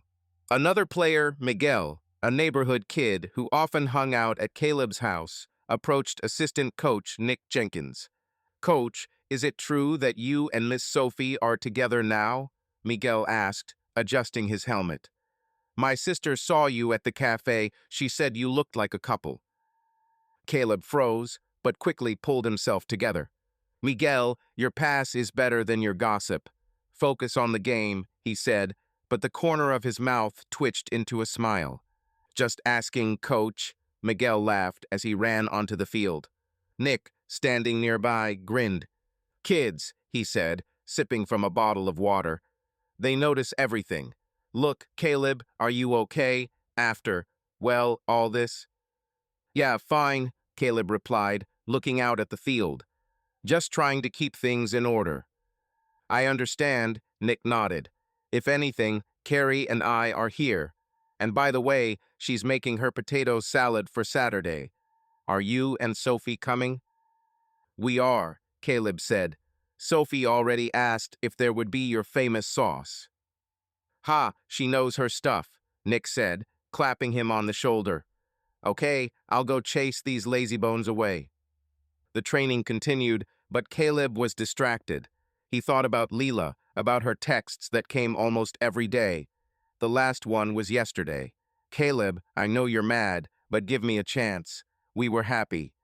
He didn't answer, but every word hung on him. He knew she was trying to rewrite their history, to make herself look like a victim. After practice, Caleb drove home, stopping at the grocery store on the way. He was pushing his cart down the cereal aisle when his phone vibrated. It was a text from an old friend, Tom, from college. Tom rarely texted, but his message was long. Dude, I should have told you sooner, but I saw Leela at a restaurant with some dude about 6 months ago. They were sitting close, not like friends. I didn't mean to pry, but now I wish I hadn't. I'm on your side, if anything. Caleb paused at the rice aisle, reread the message, and felt his resolve harden. 6 months ago, that was before Sophie knew about Grant. Leela had been lying for longer than he thought. He wrote a short reply. "Thanks, Tom. Appreciate it." Then he put his phone away and continued shopping, but inside he was seething. He wasn't surprised, but the truth still hurt. At the store, he ran into Mrs. Garcia, a neighbor who was choosing tomatoes. "Caleb, are you getting those frozen pizzas again?" she asked, shaking her head. "Come over and I'll make enchiladas. Luna keeps asking about you." "Thanks, Mrs. Garcia," Caleb smiled. "Maybe I'll stop by. How's Luna?" "Oh, she's running around like a hurricane," she said, putting the tomatoes in the basket. "She wants you to teach her how to throw a ball. She says you're a great coach." "Tell her I'll think about it," Caleb said, "but only if she stops watering my flowers with soda." Mrs. Garcia laughed, and Caleb walked toward the register, feeling a little warm from the conversation. But Tom's message was still in his head, reminding him that Leela hadn't just made a mistake, she'd been living a double life on purpose. At home, Caleb found Sophie in the living room, leafing through a magazine about advertising. The living room now gleamed with fresh beige paint, and the old photos of Leela were tucked away in a box in the closet. Sophie, in jeans and a white t-shirt, looked at him and smiled. "So, Coach, how was practice?" she asked, putting the magazine down. "Did Jake drop the ball again?" "The usual," Caleb said, setting the grocery bags on the kitchen table. "And now Miguel's gossiping that we're a couple. His sister saw us at the cafe." Sophie laughed, standing up and walking towards him. "Seriously, these kids are worse than the tabloids. What did you say?" "That he'd be better off practicing passing," Caleb said, taking milk out of the bag. "But you know, he's not entirely wrong." Sophie raised her eyebrows, her smile widening. "Oh, so you now officially admit that we are a couple." "I'll admit you make the best spaghetti sauce." Caleb winked. "We'll see." "Ha, clever," Sophie said, helping to unpack the groceries. "By the way, I found a new taco recipe. Want to try it today?" "As long as it's without pineapple," Caleb said, opening the refrigerator. "I still haven't forgiven Jake for that pizza." They began to prepare dinner, chatting about trivialities. Sophie told them about her day at the agency, where her colleague, Liz, had made a scene over a broken printer. "She was yelling at tech support like they'd stolen her dog," Sophie said, chopping an onion. "I thought she was going to throw it out the window." "Remind me not to piss Liz off," Caleb laughed, stirring the sauce. "I've seen her play volleyball. She's got a punch like a boxer." The conversation was interrupted by a notification on Caleb's phone. He picked it up and frowned. It was a screenshot from Instagram, sent by Nick. It was a post by Leela. "Beware of those who smile in your face and then steal your happiness. The truth will always come out." There were a dozen comments under the post. "Hang in there, girl. You deserve better." Caleb showed the screenshot to Sophie. "She started it," he said, his voice even but tense. "Trying to make us look like villains." Sophie looked at the post, her face becoming serious. "Classic Leela," she said. "She always knew how to play the victim. But you know, people aren't that stupid. They'll start asking questions when they see her stories don't add up." "Maybe," Caleb said, putting the phone away. "But it still pisses me off." And Tom wrote, "He saw Leela with Grant 6 months ago." 6 months, Sophie. Sophie froze, holding the knife over the onion. "6 months," she said, her voice quiet. "Damn, Caleb, this is worse than I thought." "Yeah," he nodded, stirring the sauce. "I thought 4 months was a long time. And then, she's been lying since the beginning of the year." Sophie walked up to him and put her hand on his shoulder. "You couldn't know. She did everything so you wouldn't notice. But now you know, and you move on." Caleb looked at her, his eyes softening. "Thanks to you," he said. You make it easier." "That's because I'm awesome." Sophie winked, going back to slicing. "Come on, chef, don't let that sauce burn." They continued cooking, and soon the kitchen was filled with the smell of tacos.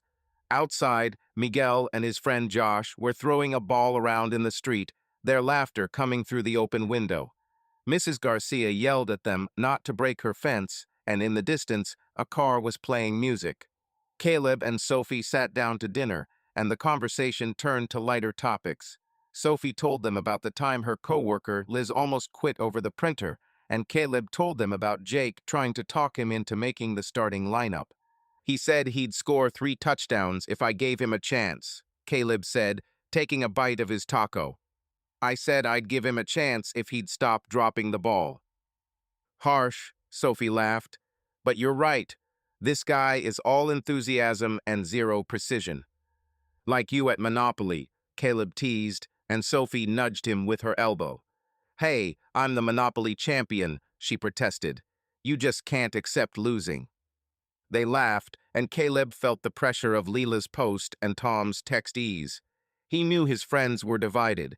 Some, unaware of the truth, were supporting Leela, liking her posts and leaving sympathetic comments. Others, like Nick and Carrie, were silent, but their support was felt in small ways: invites to barbecues, in conversations in their presence. Tom's text, though belated, strengthened his resolve. He had made the right choice to move on. Listen, Sophie said, finishing her taco. Let Leela write whatever she wants. The people who know you know the truth, and the ones who believe her are their problem. You're right, Caleb said, looking at her. But still, I want this to end. It will end, Sophie said, squeezing his hand. You're already taking steps. We are. Caleb nodded, feeling the warmth of her words. They cleared the dishes, and Sophie suggested they watch an old sitcom. They settled on the couch, the laughter from the TV mixing with the sounds of the street. Miguel yelling at Josh to throw the ball harder, Mrs. Garcia grumbling at them, and Buddy barking somewhere. Caleb looked at Sophie, at her smile, and knew that despite the pain, he was on the right track. Caleb Wells sat in his pickup truck outside a courthouse in downtown Austin, Texas, gripping the steering wheel. It was Tuesday morning, June 24th, 2025, and the air was warm, with a faint smell of asphalt after a night of rain. His gray Austin Hawks t-shirt had been replaced by a blue button-down, which he wore on the advice of his attorney, Melissa Clark. Today was the day of his divorce hearing from Leela, his wife, whose affair with Grant, a construction company owner, had ruined their 5-year marriage. Caleb had filed for divorce 3 weeks ago, deciding it was time to end things. Sophie Martin, his rock, had stayed home to keep things simple, but her support was palpable even from a distance. Caleb glanced at his watch 9:15 a.m. and got out of the car, heading to court. The courtroom lobby was crowded. Lawyers leafing through folders, clients nervously checking their phones, and a clerk behind the desk loudly announcing case numbers. Caleb found Melissa, a woman in her 40s with short black hair and a sharp suit, at the coffee machine. Caleb, you're just in time, she said, handing him a plastic cup of coffee. Ready? As far as possible, he replied, taking his coffee. Is she here yet? Yeah, with a lawyer, Melissa nodded, pointing to the corridor. They'll try to challenge the terms, but we're solid. Photos from Nick, friend statements, correspondence. Her arguments are weak. Caleb nodded, remembering how Leela had tried to blame him for emotional damage by citing his affair with Sophie. But the evidence of her infidelity, Nick's photo of her sitting on Grant's lap, and the accounts of friends who had seen her with him 6 months earlier made her arguments seem almost laughable. She still thinks she can get away with this? Caleb asked, taking a sip of coffee. It looks like it, Melissa said, adjusting her glasses. But Judge Crosby doesn't like drama. Playing the victim won't help her. Come on, we'll be called soon. They walked into the courtroom, a small one with wooden benches and a large table for the judge. Leela was already there, sitting next to her lawyer, a man in a gray suit. She looked perfect in a dark green dress, her hair neatly done, but her hands were fiddling nervously with her purse. She avoided Caleb's gaze, looking at the floor. Caleb sat next to Melissa, his face calm, but inside he felt a mixture of relief and tension. Judge Crosby, an older woman with a short haircut, walked in and began the hearing. She quickly reviewed the paperwork, listened as Melissa presented her evidence. Photos, text messages, testimony from Nick and Tom, Caleb's old friend. Leela's lawyer tried to counter that Caleb had caused emotional harm with his affair with Sophie, but Melissa quickly pointed out the timeline. Leela's affair had begun long before that. The judge raised her eyebrows, clearly unimpressed. "Mrs. Wells," the judge said, looking at Leela, "do you have anything to add to this evidence?"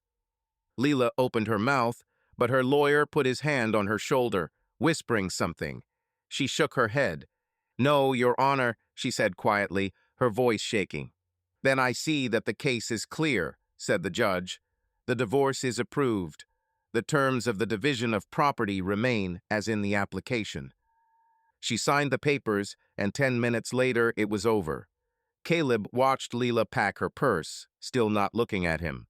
Her lawyer whispered something to her, but she just nodded. As she walked out of the courtroom, Caleb felt the weight of the last few months lift off his shoulders. He was free. "Congratulations," Melissa said, gathering up her folders. "That was quick. Are you okay?" "Yes," Caleb replied, standing up. "Thank you, Melissa. You did everything right." "That's my job," she smiled. "Call me if anything happens. And tell Sophie she owes me coffee for that paint tip." Caleb laughed. "I'll pass it on. She's still bragging about our living room." He walked out of court, got into his truck, and turned on the radio. An old country song was playing, and he felt the tension drain away. He texted Sophie, "It's over. I'm free." She responded a minute later, "Proud of you. I'll be home with pizza." That evening, Caleb and Sophie went to a party at the home of a mutual friend, Ryan, who was celebrating his birthday at his house on the outskirts of Austin. The yard was decorated with garland, and the tables were filled with bowls of chips, bottles of beer, and a tray of tacos. The guests, about 20 people, were chatting and laughing, and 80s music was playing on the speakers. Caleb, in jeans and a black shirt, held a bottle of beer, and Sophie, in a light blue dress, stood nearby, sipping lemonade.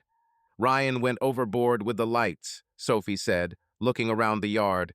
"It looks like Christmas in June." "Yeah," Caleb chuckled. "He's always like that. Remember that time he dressed up as a pumpkin for Halloween and got stuck in a doorway?" "Ha, I thought we were going to cut it out," Sophie laughed. Nick's wife, Carrie, approached them with a tray of quesadillas. "Hey, you two, grab this before it gets cold," she said, holding out the tray. "Nick's been bragging about his party photos again. He's famous now." "Nick and his camera," Caleb said, picking up a quesadilla. "Does he still think he's going to be the next Ansel Adams?" "Yeah, but he takes pictures of drunk people instead of mountains," Carrie replied, rolling her eyes. "Sophie, how's your job? Is Liz still fighting with the printer?" "Oh, she's fighting the coffee machine now," Sophie said, taking a bite of her quesadilla. "I can't wait for her to throw it out the window." They laughed, and the conversation moved on. Caleb felt lighthearted, but his thoughts kept returning to the morning trial. The divorce was final, but Leela was still a shadow in his life. Her social media posts hinting at his betrayal continued to divide his friends. Some, like Carrie and Nick, knew the truth and supported him. Others liked her posts without question. The party was in full swing when Caleb spotted Leela walking into the courtyard. She was with Grant, the man from the photo. She was wearing a red dress, and he was in a dark shirt and jeans, his arm around her waist. Leela was holding his hand defiantly, her smile bright but strained. She noticed Caleb and Sophie, and her gaze grew colder. "Oh shit," Sophie muttered, squeezing Caleb's hand. "She really came." "Let her do what she wants," Caleb said, his voice calm. "We're not here for her." Leela and Grant walked over to the drinks table where Ryan and his girlfriend, Emily, were standing. Leela laughed loudly as she took a glass of wine and said, loud enough for Caleb to hear, "You know, some people think that they can steal someone else's happiness and live peacefully." The guests fell silent, sensing the tension. Sophie stepped forward, her voice firm. Happiness is not stolen, Leela. It is built. Maybe you should try it yourself, instead of playing the victim. Leela paled, her hand tightening around her glass. Grant frowned, but said nothing. Ryan, the host of the party, cleared his throat, trying to lighten the mood. "Hey, people, let's not get dramatic," he said, raising his beer. "It's my birthday. I want to dance, not fight." "That's right," Emily agreed, turning on a new song. "Leela, do you want tacos? I made chicken." Leela shook her head, her eyes still fixed on Sophie. "No, thank you," she said coldly. "We just came to congratulate you." She pulled Grant toward the exit, but her words had already caused whispers among the guests. Carrie, standing nearby, leaned toward Sophie. "Is she always like this?" she asked quietly. "I saw her posts. I thought she was just sad, but this is too much." "That's Leela," Sophie replied with a shrug. "She likes it when everyone feels sorry for her." Caleb watched as Leela and Grant walked away, their silhouettes disappearing through the gate. He felt the truth of her actions begin to spread. Several guests approached him, including Miguel, who had been at the party with his sister. "Coach, was that Mrs. Wells?" Miguel asked, holding up the chips. She seemed angry. "Never mind," Caleb said, clapping him on the shoulder. "Eat your chips and stay out of this." "Okay," Miguel chuckled. "But if anything happens, I'm here for you and Miss Sophie." Sophie laughed and Caleb shook his head. "Thank you, Miguel. Go dance before your sister drags you home." The party continued and Caleb and Sophie joined in the dancing. Caleb Wells stood in the center of a small coffee shop in Austin, Texas, holding a clipboard filled with contracts. His jeans and black t-shirt were lightly stained with dust from the boxes he'd helped unload. Sophie Martin, wearing denim overalls and her hair pulled back into a messy bun, was discussing light fixture placement with the shop's owner, Martha. It was Friday morning, June 24th, 2025, and their new business, an interior design collaboration, was launching its first order. Sophie was creating sketches while Caleb handled logistics and contracts. Their shop, Brewhaven, was set to open in a week, and the feedback on the preliminary sketches had already been raved. Caleb looked at Sophie, her confident gestures, and felt like she was inspiring him to be better. "Sophie, are you sure these lights won't be too bright?" asked Martha, a woman in her 50s with short gray hair, holding up a sample lamp. "I want coziness, not an operating room." "Don't worry, Martha," Sophie replied, holding up a sketch on her tablet. "These lights give off a warm glow, plus we'll add dimmers. Customers will sit for hours, I promise." "Okay, you've convinced me," Martha smiled, adjusting her glasses. "Caleb, how are you? Are we keeping up with the delivery?" "Everything is on schedule," Caleb said, flipping through his tablet. "The tables will arrive tomorrow, and the bar stools are already in the warehouse. I'll check to make sure there are no delays." "You two are a dream team," Martha said, looking around the room. "I was worried we wouldn't make it in time for opening, but you've got it all under control." "It's all Sophie," Caleb said, winking at her. "I just carry boxes and sign papers." "Oh, don't play poor," Sophie replied, nudging him with her elbow. "Without your contracts, we'd still be arguing with suppliers." Martha laughed and went off to check the coffee machines. Joe, Martha's assistant, a guy in his 20s with a tattoo on his arm and wearing a baseball cap, approached them. "Hey, Sophie, do you really think that green wall is too much?" he asked, pointing to the accent wall. "I thought brown was better." "Green is trendy, Joe," Sophie replied, smiling. "It's calming, plus it goes with the wooden tables. But if you don't like it, just tell me and I'll think about it." "Nah, I believe you," Joe said with a shrug. "I'm just more of a pizza guy than a designer." "Caleb, are you coming to the opening? We promised free coffee to the first customers." "If the coffee's free, I'm first in line," Caleb said, grinning. "But only if you don't put pumpkin syrup in it." "Ha, you're like my brother," Joe laughed. "He hates pumpkin lattes too. Okay, I'll go help Martha." Caleb and Sophie continued to work, testing the placement of furniture and lighting. Their business had started spontaneously. Sophie came up with the idea while they were repainting the living room in Caleb's house, and he, with his organizational skills, took on the practical part. The first project, this coffee shop, was their first attempt, but comments in local chat rooms were already praising their style. Caleb watched Sophie discussing details with Marta and felt proud. She inspired him not only in his work, but also in his life, helping him forget the pain of betrayal from Leela, his ex-wife. They returned to Caleb's bungalow that evening, tired but happy. Sophie kicked off her sneakers at the door and plopped down on the couch, and Caleb went into the kitchen to get some water. "Want some pizza?" he called, opening the fridge. "I can order some, or we have some leftover tacos." "Pizza sounds like a dream," Sophie replied, stretching. "Just without the pineapple. I know you hate it." "You get me," Caleb said, pulling out his phone and opening the delivery app. "Pepperoni and cheese."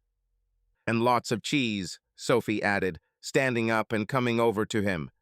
"Listen, Martha was so excited today. If this coffee shop takes off, we'll have new customers." "I'm sure she will," Caleb said, pressing the order. "Did you see how she was showing off your sketches? She's ready to frame them." Sophie laughed, hugging him from behind. "You and I are a team. You made the suppliers deliver everything on time, and that's almost a miracle." "It's just my charm," Caleb winked, turning and kissing her forehead. "Come on, we need to wash the dishes while we wait for the pizza." They began cleaning the kitchen, chatting about work. Outside, they heard the barking of Buddy, the neighbor's dog, and Mr. Parker's voice trying to calm him down. "Buddy, stop chasing squirrels," the old man shouted. "You're not a hunter." Caleb and Sophie looked at each other, laughing. "Will he ever calm that dog down?" Sophie asked, wiping her plate. "I doubt it," Caleb replied. "Buddy's the star of the neighborhood. Miguel said yesterday he wanted to teach him how to catch a ball." "Ha, that's what I want to see," Sophie said, putting the plate in the cupboard. The conversation was interrupted by a knock on the door. It was Miguel, the neighbor's teenager, with a soccer ball under his arm. "Hey, coach," he called as he entered. "I saw your pickup truck at the coffee shop. Were you painting the walls there?" "Not really," Caleb said, handing him a bottle of water from the fridge. "Sophie's the one who designs the walls, and I'm just the one carrying boxes." "Cool," Miguel said, taking a sip. "My sister wants to go there for the opening. She says it'll be trendy. Miss Sophie, are you going to set up a photo booth?" "Already in the plans," Sophie answered, smiling. "There will be a corner with plants and a neon sign. Want to help?" "Nah, I'm better with the ball," Miguel chuckled. "Coach, are you coming to the game on Friday? We're playing Lake Travis. It's going to be tough." "I will," Caleb said. "But if you drop the ball again, I'll make you run in circles." "That's harsh," Miguel laughed and ran away, shouting, "Calm down." Caleb and Sophie went back to cleaning, and soon the pizza arrived. They sat down at the table, and the conversation turned to their trip to San Antonio they had planned for the weekend. "I booked a hotel by the river," Sophie said, taking a bite of pizza. "There's a promenade, lots of restaurants. We can just walk around and not think about work." "Sounds perfect," Caleb said, sipping his water. "I haven't been to San Antonio since college. I remember me and my friends getting drunk on tequila and trying to sing with the buskers." "Oh, I want that story," Sophie laughed. "You sang right on the street." "I tried," Caleb said, grinning. "But they asked us to leave. Said we were scaring the tourists." "I have to see this," Sophie said, poking him with her fork. "In San Antonio, you sing, I write it down." "Only if you dance," Caleb replied with a wink. "Deal?" "Deal," she nodded, her eyes shining. They continued talking, and Caleb felt their conversations about the future, the trip, the business, even simple dinners becoming easier. For the first time in a long time, he wasn't afraid to think about what would happen next. Sophie inspired him, Her energy and honesty made him a better person, and he appreciated that. A week after the coffee shop opened, Caleb and Sophie drove to Galveston to relax on the beach. They sat on the sand, watching the waves roll in. It was early morning, and the beach was almost empty, except for a couple of joggers and an older woman walking her dog nearby. Sophie, in shorts and a light tank top, held a thermos of coffee, and Caleb, in a t-shirt and shorts, threw pebbles into the water. "This place is cool," Sophie said, breathing in the salty air. "I was afraid what Lily did would ruin everything, but it brought us here." Caleb looked at her, his face serious. "Sometimes betrayal is just fate's way of clearing the way," he said. "I didn't think I could be happy after all this, but with you, I can." Sophie smiled, her hand squeezing his. "Me too," she said. "I was afraid I'd always be second, you know. But with you, I feel like it's real." "This is real," Caleb said, leaning down and kissing her. "We didn't choose this out of pain, but because we want to." They sat looking out to sea, and Caleb thought about how Leela had disappeared from their lives. Her social media posts, hinting at his betrayal, had stopped getting likes. Her friends, having learned the truth, were drifting away from her, and her image of the victim was beginning to crumble. Caleb and Sophie, on the other hand, were finding happiness in the simple things: their business, their dinners, their honesty. They were building something new, and Caleb knew it was right. An elderly woman approached them with a dog, a small terrier named Max. "Beautiful morning, huh?" she said, smiling. "Are you a couple? You look happy." "Thank you," Sophie replied, smiling. Yes, we are together." "It shows," the woman said, tugging Max's leash. "Stick to each other, and don't let Max steal your coffee." "We promise," Caleb laughed as he watched her leave. They stayed on the beach, talking and laughing, and Caleb felt the pain of the past finally fade away. He looked at Sophie, her smile, and knew that they had chosen each other not because of Leela, but because of the love that grew with each passing day. Subscribe to our channel so that your love doesn't cheat on you, and go ahead and listen to the next story, because this story is nothing compared to the next one. If you're under 18, don't even think click to the next one.